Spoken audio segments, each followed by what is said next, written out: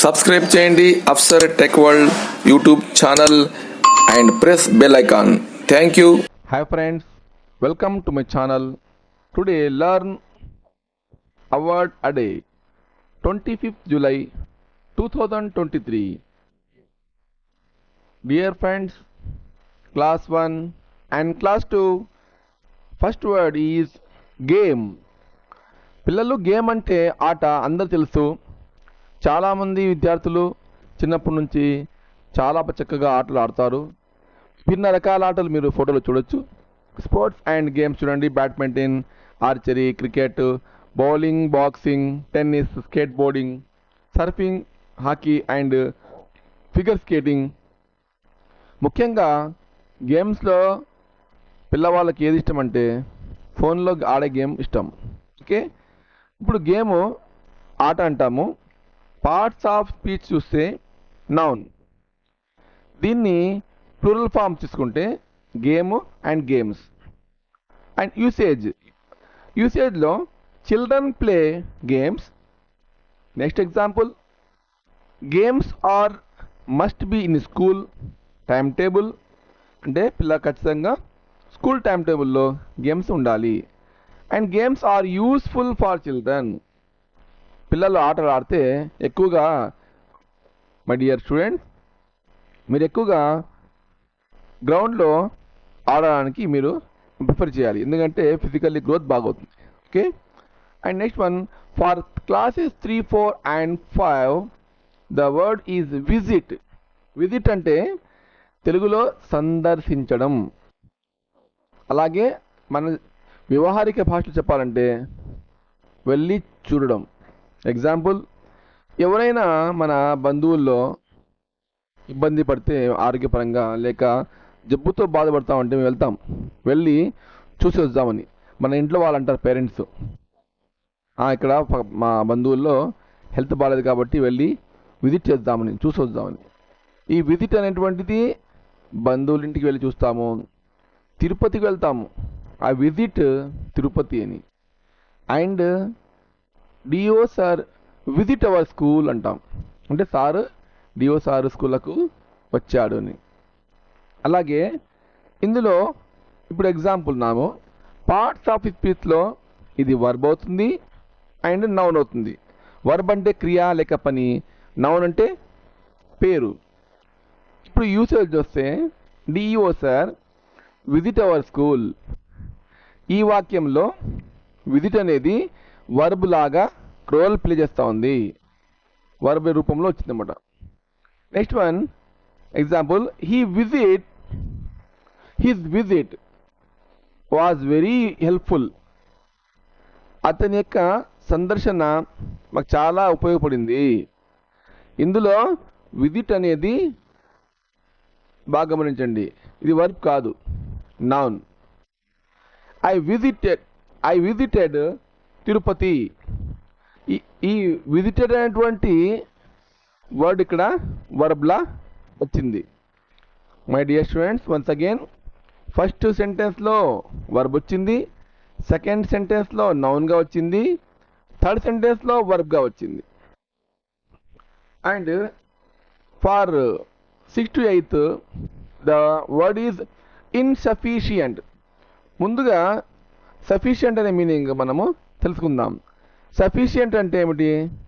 చాలినంత, తగినంత, సరిపోయేంత. Example, I have sufficient income.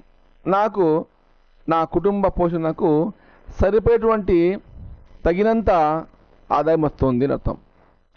And farmers think that this year water is sufficient.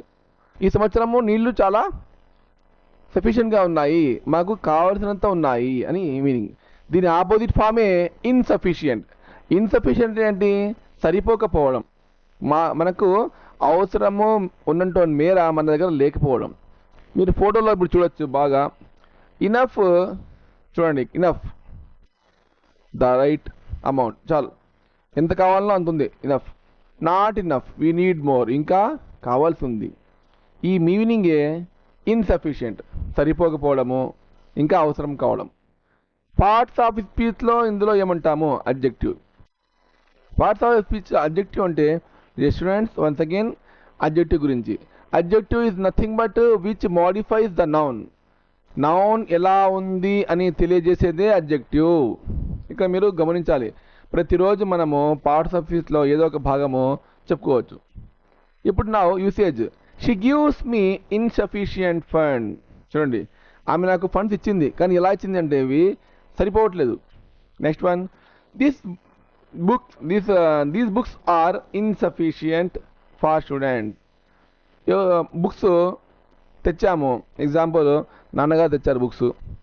నాన్నగారు ఇద్దరు పిల్లలుంటే తెచ్చారు ఒక 10 బుక్స్, కానీ ఈచ్ స్టూడెంట్కు ఈచ్ అబ్బాయికి ఎన్ని కావాలి, 6 కావాలి, అంటే ఇంకా 2 తక్కువ వచ్చాయి. That is called insufficient. Hostel food is insufficient for మీ. కొందరికి ఎక్కువ అన్నం తినేటువంటి ఉంటుంది హ్యాబిట్, లేకపోతే కెపాసిటీ ఉంటుంది. కాబట్టి కొందరు కొన్ని హాస్టల్స్లో ఏం చేస్తారంటే అందరికీ కరెక్ట్గా అన్నం పెడతారు. అయితే కొందరికి ఎక్కువగా తినే వాళ్ళకు అది తక్కువ వస్తుంది. అందుకే అతను ఏమంటాడు, hostel food is insufficient for me. ఈవెందో హోటల్ కూడా అంతే. హోటల్లో 4 ఇడ్లీస్ ఆర్ ఇన్సఫిషియంట్. మనం ఏం చేస్తాము, ఇంట్లో అయితే 8-10 ఇడ్లీ తింటాము, కానీ హోటల్ అయితే 3 ఇస్తాడు ఇడ్లీలు. అప్పుడు ఏమవుతుంది, ఇన్సఫిషియంట్. ఇప్పుడు next, class for 9th and 10th. 9th మరియు 10th క్లాస్ వాళ్ళకు ఒక వర్డ్ ఇచ్చారు, కన్ఫెస్. కన్ఫెస్ అంటే ఏదైనా ఒప్పుకోవడం, ఒక విషయాన్ని ఒప్పుకోవడం, ఏదైనా సరే. ఎన్నోసార్లు మనం చూస్తున్నాము టీవీలలో, సినిమాలలో, ఐ కన్ఫెస్ అంటారు వాడు. ఐ కన్ఫెస్ అంటే నేను ఒప్పుకుంటున్నాను, అంగీకరిస్తున్నాను. అందులో రకరకాలు రావచ్చు, అంగీకారం అనేది చాలా రావచ్చు. పార్ట్స్ ఆఫ్ స్పీచ్లో వర్బ్ వస్తుంది, నౌన్ కూడా వాడతాం. అయితే దాన్ని కన్ఫెస్ అని చెప్పాము, కన్ఫెషన్ అంటాం. అందుకే ఇక్కడ వర్బ్. డియర్ స్టూడెంట్స్, వర్బ్ అంటే క్రియ. ఇప్పుడు లేక పని, యూసేజ్. దీన్ని మనం ఎలా వాడుకోవాలి, ఐ కన్ఫెస్, నేను అంగీకరిస్తున్నాను, నేను ఒప్పుకుంటున్నాను, మై ఫాల్ట్, నా తప్పును. చూడండి, ఇక్కడ మీరు చూడొచ్చు పిక్చర్లో, you can see the picture with a woman and men. చూడండి, ఈమె చాలా కోపంగా ఉంది, ఇతనేమో ఇలా చేతులు జోడించి ఏదో అంటున్నాడు. మీరు ఊహించండి, అతను ఏం చెప్తుంటాడు ఈమెకు. బహుశా అతను ఏదో తప్పు చేస్తుంటాడు, కాబట్టి ఆ తప్పును ఇక్కడ he is confessing his fault before her. అతను తన తప్పును ఇక్కడ అంగీకరిస్తున్నాడు, లేదు నేను తప్పు చేస్తుంది వాస్తవమే అని. Next one, she confessed her crime. ఇక్కడ ఎవరో ఒక ఆమె ఒక ఏదైనా నేరం చేసింది, ఆ నేరంని ఆమె ఒప్పుకుంది. Students confessed there mistakes. Students confess చేశారు దేర్ మిస్టేక్స్. ఎగ్జాంపుల్, స్కూల్లో ఏదైనా ఒక బెంచ్ విరిగిపోయింది, హెడ్ మాస్టర్ సార్ పిలిచి అడిగారు, ఏమ్మా ఎవరు చేశారంటే అందరూ నేను కాదు సార్ అంటారు. ఆఖరికి లాస్ట్కు ఏమ్మా అంటే, అవును sir, we confess that we broken the table chair అంటాం.